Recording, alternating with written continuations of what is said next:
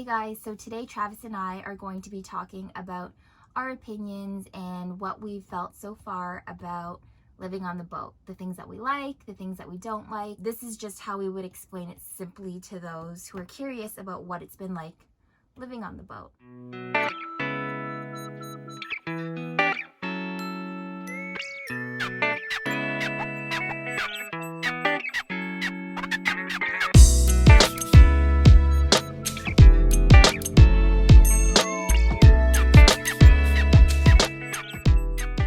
We moved aboard Halloween of 2019, almost a year now. We purchased a Hunter 42 Passage center cockpit. Although aesthetically it wasn't our preference in having a center cockpit, comfortability wise, a center cockpit does come with the full aft cabin, which is a huge plus. So the aft cabin, how I explain it to my friends, is like the master bedroom. So we have full head clearance. Travis doesn't need to duck down. We can both stand with no issues, which is a big plus. And considering that we were going to be living on the boat full time, we wanted to make sure that it was as comfortable as possible because it was a significant downsize. When you're underway, it's a lot safer when you're situated in the center of the boat. So that was another thing that we took into consideration. Just to give you an idea of what we're working with. So here we have the full aft cabin, queen size bed, ample headroom for Travis. He's 6'1" and he doesn't even need to duck down. And then we have our first head over here, or bathroom, with a full sit or stand-in shower back there, which is temporarily my closet.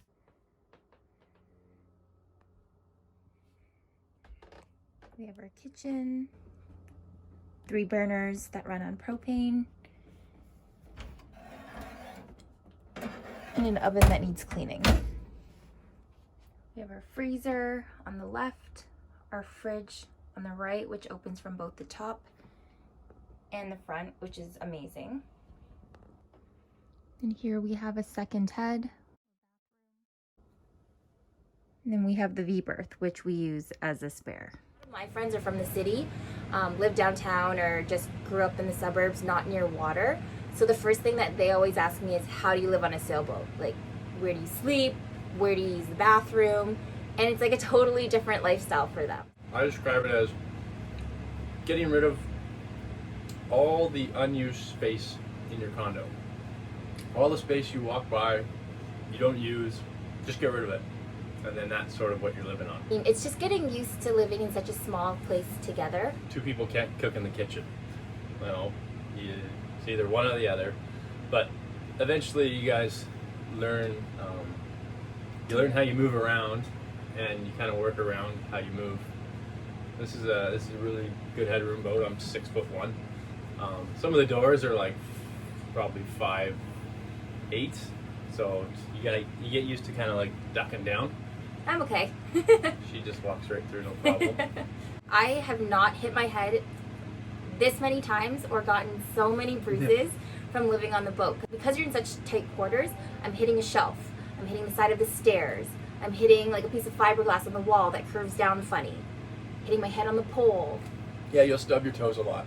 Yeah. First thing I think adjusting for me was the power. Not using water like in a regular home or electricity. It was learning how to juggle how much electricity each thing uses and how much water that you have. Everything is controlled here on the panel. We have all our lights that we turn on and off, our fridge and our freezer, our instruments when we're sailing, our water pump.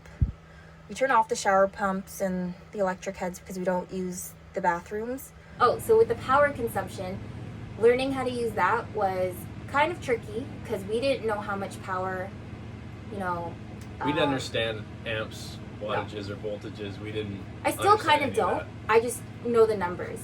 So right now, looks like we're drawing 10 amps, which means something's working and on. So it's the water heater.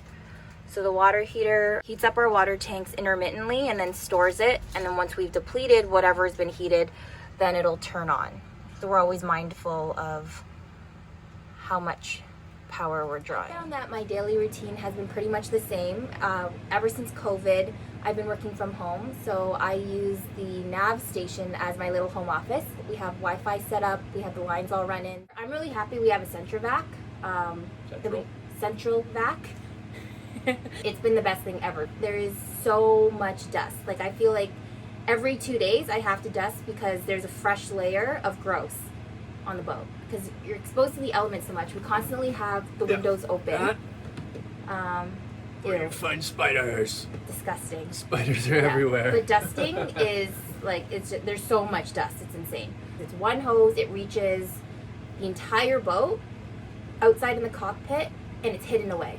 I really like it. It's super awesome. It's a dirt devil only, and it's like 9 amps it draws, so it's not too much. We get the water from the marina, right outside our dock. We fill it up with a hose, and we have a filter that we use. Yeah, so we use a carbon filter. Filters out any sort of smells, and then we run another filter for our drinking water, and then we just, to wash dishes and stuff, we just use the water that we filled up through the hose through the filter. Water lasts about 5 days for us on our boat. 70 or 80 gallon water tank. We used to have 2, which was one in the under the V berth, but we eliminated it because they're prone to leaking. So we just run 1, but we do plan on getting a water maker. The only thing we don't use it for is we don't shower on the boat. We use the facilities in the marina, and we don't use the toilets here. No shitting in the toilets. Look at me. We're lucky to have laundry machines, like the laundry facility in the marina. If you went from a place that had a washer and dryer to living on a boat that doesn't, which they do make small ones that you can, if your boat's big enough, you can usually find a space and then you just plumb them in and it works. But if you don't have that, it's the worst part. Well, no because freaking washer and dryer. Yeah, because we have to put all our clothes in a bag, lug it on and off the boat. Like, yeah, and then some takes it out of the dryer when it's not done yet. well, I mean, this is probably not even an issue for you because you don't do the laundry. I do it all. Lucky duck. Oh, when it's raining or when it's snowing to have to do it, it's the worst. Yeah, you have no freaking clue. I guess it's not that different from somebody who's used to doing their laundry at a laundromat, I guess. What's your favorite part about living in place so far? Like in summer? Hanging out in the cockpit, enjoying a great sunset. My favorite part is how cozy it is in here.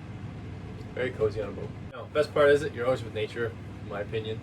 You always get ducks. You always see some sort of We random don't have bits pets, of nature. so we've made some of the marina ducks and swans our pets. Yeah. They always come by and you just feed them. This summer, it got pretty hot. Like, we had some gnarly heat waves. We got up to 43 degrees Celsius. Like 80% humidity. Yeah, but 43 degrees Celsius is like 109 degrees Fahrenheit, which is freaking hot. And you're in like an enclosed You're in a sweat space. tub. Yeah. Big old sweat tub. That was the worst. I didn't even realize that our air conditioning actually worked. So I went a couple of days dying in the boat while trying to work. We actually had 2, one in the aft cabin, but we sold that. So we have 1 unit, and it's pretty good. It's really loud, but I mean, it's air conditioning. That's another thing on a boat. You're gonna have fans in the summertime, which is a constant white noise, and then in the wintertime, you're gonna have constant Heaters. fan like noise. The air conditioning is so loud though. Like, when we try to turn on the TV and watch TV with the air conditioning on, you can't hear anything. But it's cooling us, and it's like, I'm so grateful for that thing. Pros and cons. Oh, but that's kind of why we're making this video, because as homes get more expensive, there's different styles of living, and a boat is definitely one of them, because there's lots of marinas, and marina fees are fairly cheap. Cheaper than rent. Cheaper than rent. If you're gonna live in a shoebox in the city, Live in a shoebox that on you the can water move. in the city. Hopefully you'll follow along with us as we go on more adventures in our new home. Thanks for watching. Bye.